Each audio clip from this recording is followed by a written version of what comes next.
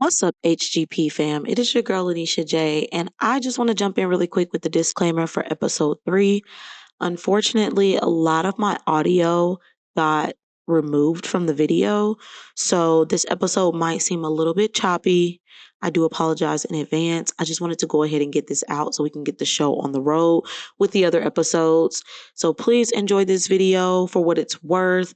I hope it's not too jumpy and too choppy. I hope you can still basically get what I'm trying to say, and I hope you guys tune in for the next episode. Love you. Just wanted to give that disclaimer. Bye. Welcome to the Heal Girl podcast. It is your girl, L to the J to the.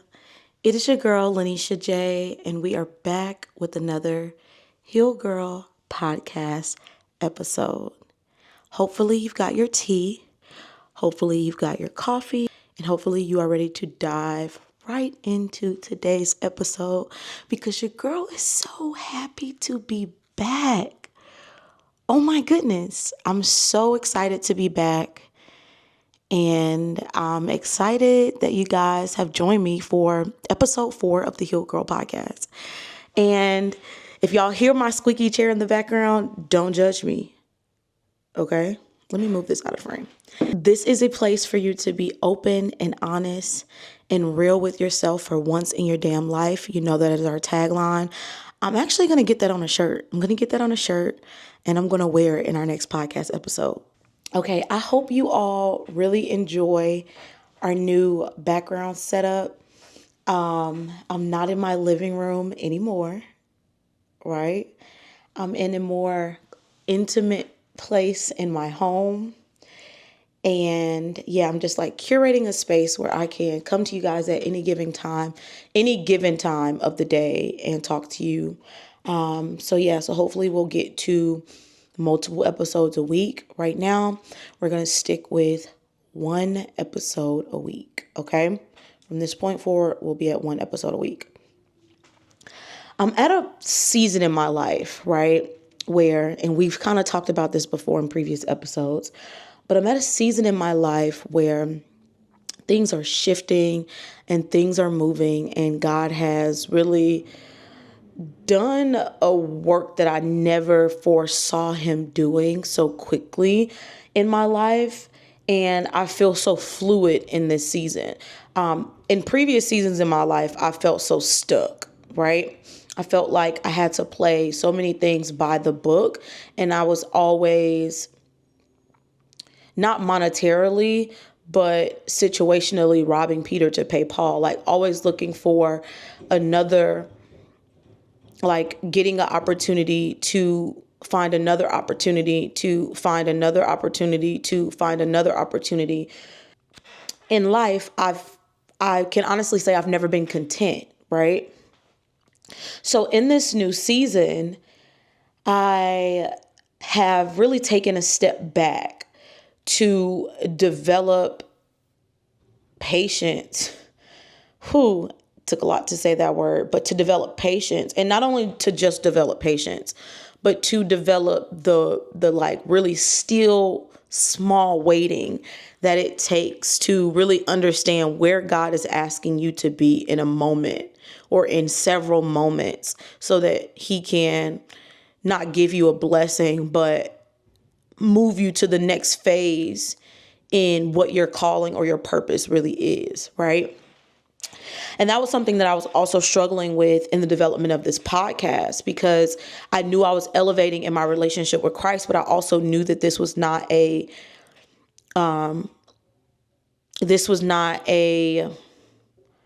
revival podcast. This was not a podcast where I was going to be every episode preaching the gospel. This was going to be a podcast, and this is something that I was just talking with my friend Jordan about the other day. This is going to be a podcast that is going to be dually relatable from a Christian aspect, to where it's like, yes, you'll come on this podcast and you'll know that I am a believer and that I love God, I love Christ, my family, we all believe.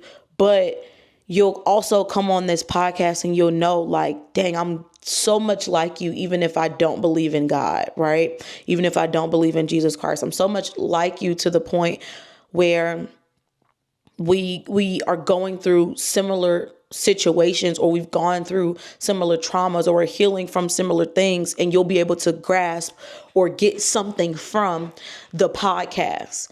And that is not the seed being planted, that's the relatability. But the seed being planted is the fact that I'm doing these things through my purpose, which was given to me by God, right?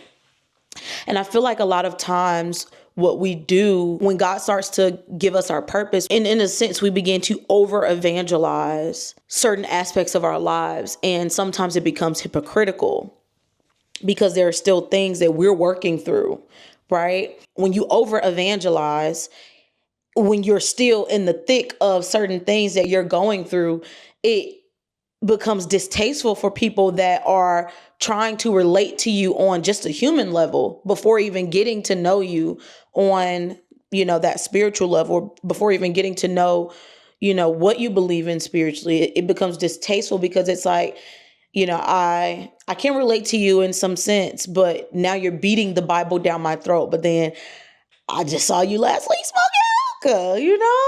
So it was one of those things where in this season I've had to realize, like, this season is about realness.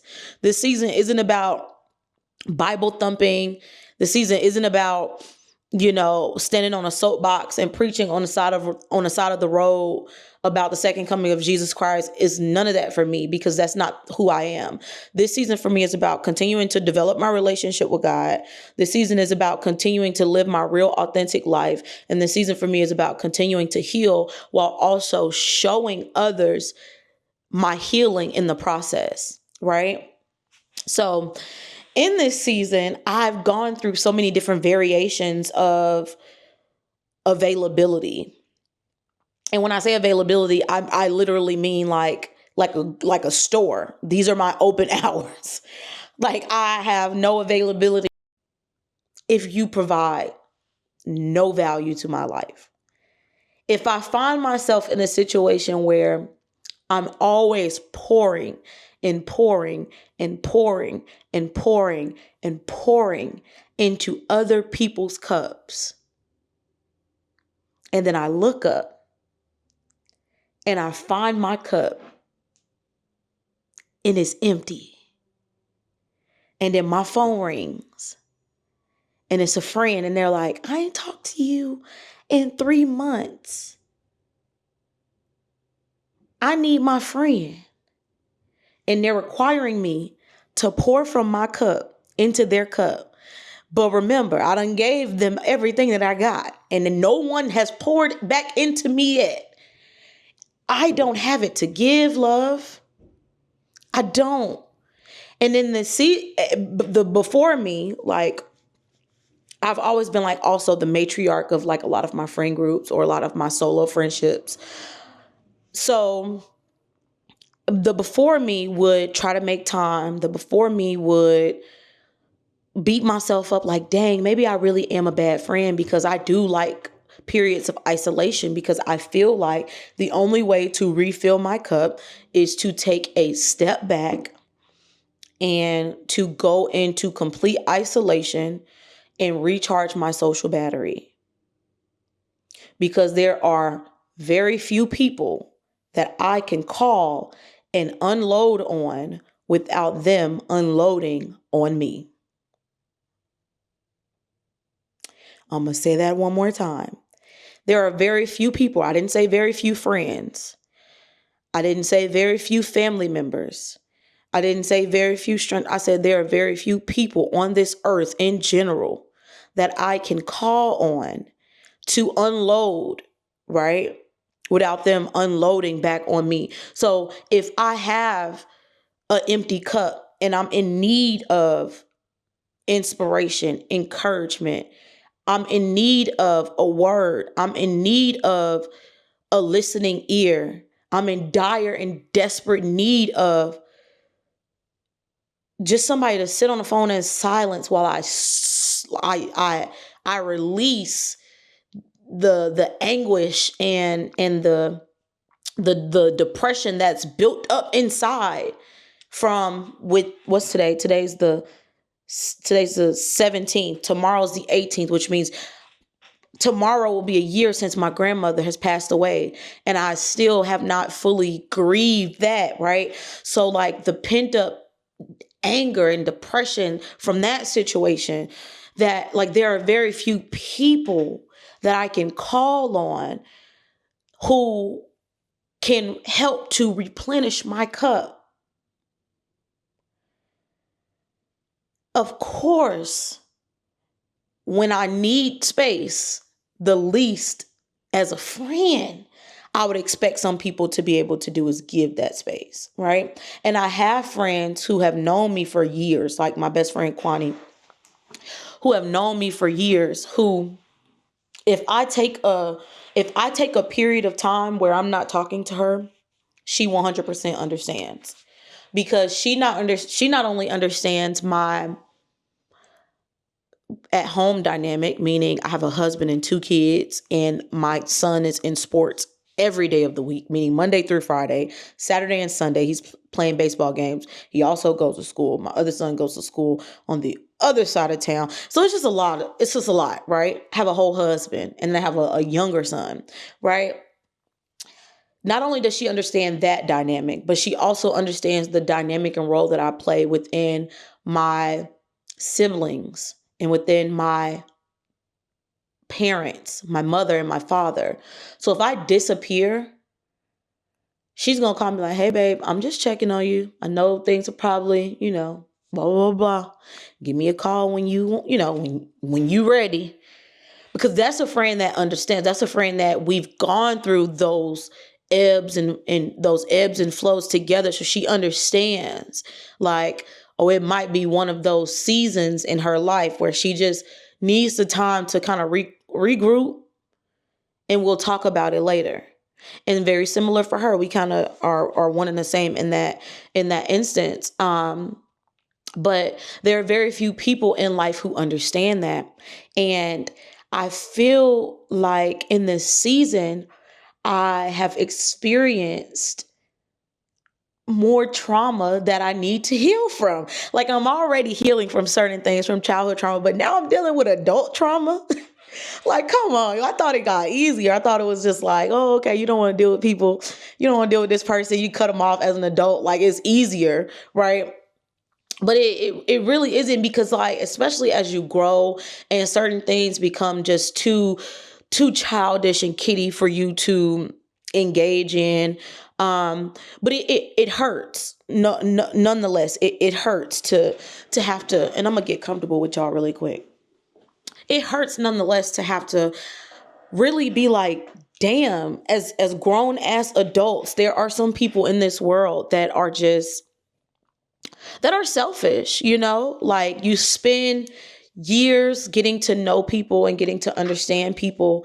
And then when it's time for, like, when people need to grieve or need to go through their process, how they need to go through their process, you understand. But when you need to go through your process the way you need to go through your process, and you explain, that's the thing. When you explain, that's the problem. Like, I shouldn't have to explain, because I'm a grown ass woman, right? But because we're friends, I'm gonna give you the BOD. And because I value you as a person and I value your feelings, I'm gonna give you the BOD. And I'm gonna tell you, I'm going through something. I'm depressed. I'm this. Like, I'm in a place right now where I need solitude. And then for you to disrespect that with anguish, yeah, that's insulting, to say the least. Insulting, to say the least. So, in that, sorry guys, I just unloaded on you. In that, if anyone is going through something similar to me, I just really encourage you to be honest in the beginning. Especially, that was the one thing I'm glad I was able to do. Like, if I disappear on you as a friend and you come to me like, hey, I don't feel like you being a good friend to me, I'm gonna let you know, like, hey, I'm going through some stuff right now. And I'll be transparent with you. I'll be the first one to let you know that I'm not a poker player when it comes to my friends. I'm not gonna, like, I'm not going to keep a straight face, have built up animosity with you. I'm not going to do that. I'm going to keep it straight up with you. Like, hey, I'm going through something right now. I love you. There's no beef. There's no tension. There's nothing. I'm just going through something right now. And I don't know how long it's going to take. I don't. But I would appreciate if you gave me the time and the space and the opportunity to heal or to experience what I'm going through. I would appreciate that. And if they can't appreciate that, then they not really your friend. If they come back to you later down the line, like, I'm tired of giving you chances. First of all, I almost called you out your name. First of all, okay, you ain't my man. You ain't got to give me shit but 50 feet, okay? Because the old me, I would have been like, who the fuck is you? Okay. Okay. So yeah, I'm in that in this season, my availability has it's been within business hours. And within business hours have been devoted to my family and my kids, y'all. I'm telling you. I'm telling you, in my job, in my business, I'm telling you, like, I really hope this squeaky chair is not getting on y'all nerves. But it's really been devoted to the things that are are just the bare necessities in my life.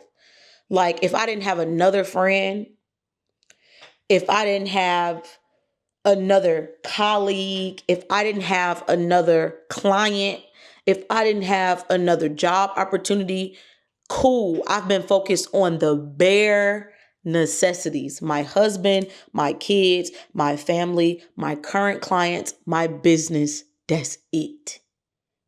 Okay? But I feel like right now too, I'm slowly exiting this season. I hate putting timelines on things like this because you never know.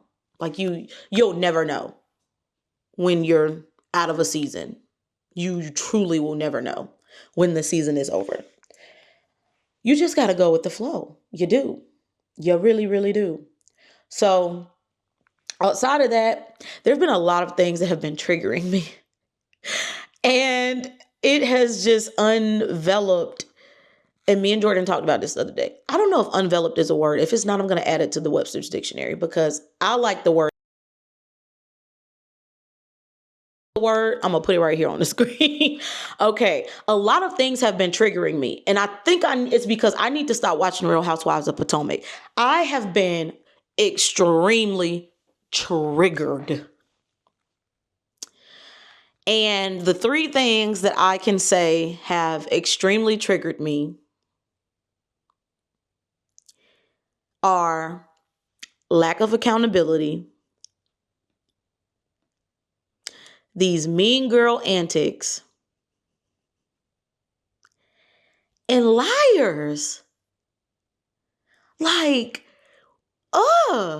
every time I turn around, people be lying. And it really irks my nerves. Like, we are grown. I'm about to be 30 in 2 years, a year and a half, but still.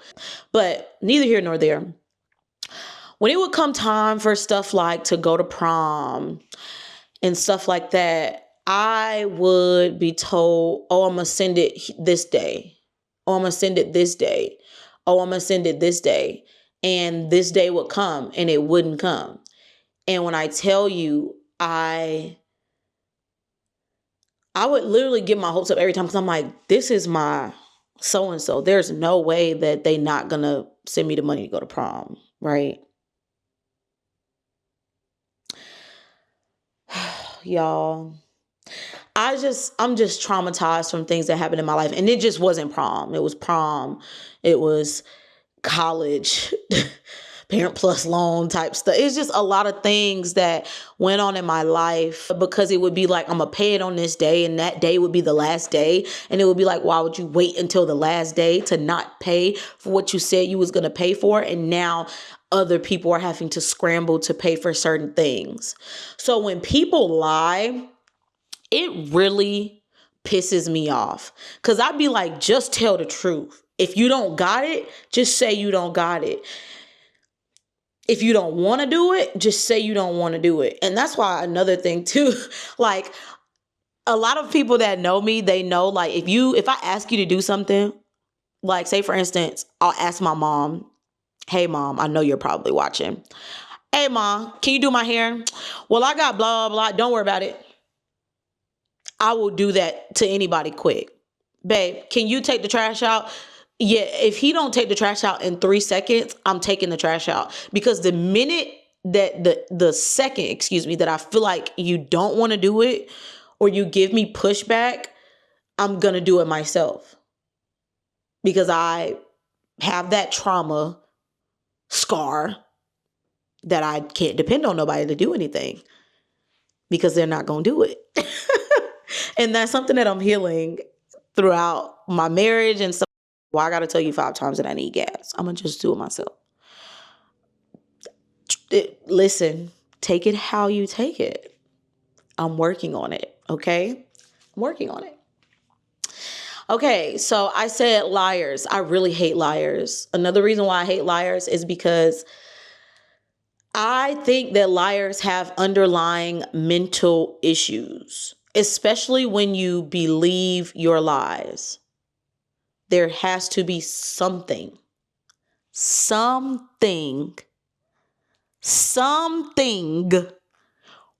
with you. You believe that? You really believe that? You lying and you believe that. Like something's wrong with you if you believe your lies. Not something small, but like a whole made up story that you go around telling everybody that's fake and then you believe it. That's insanity. Something's wrong. The next thing that's been triggering me, let's just go ahead and get the mean girl stuff out the way.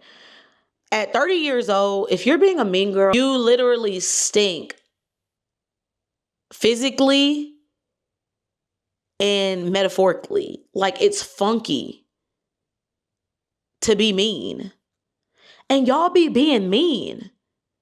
Not like your personality is like really standoffish and you like observe and you real. Sometimes you too blunt. Not like that. I'm talking about like you find the nastiest thing to say and you say it. And then y'all be under people's comments being just disgusting.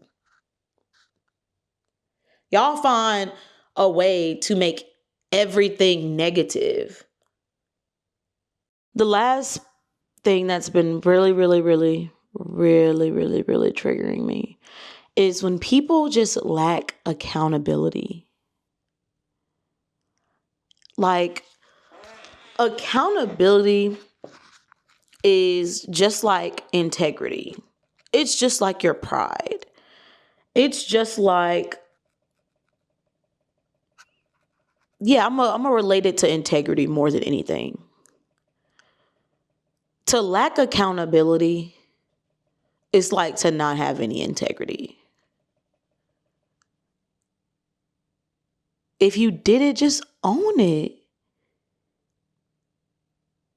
And then if you messed up, just apologize.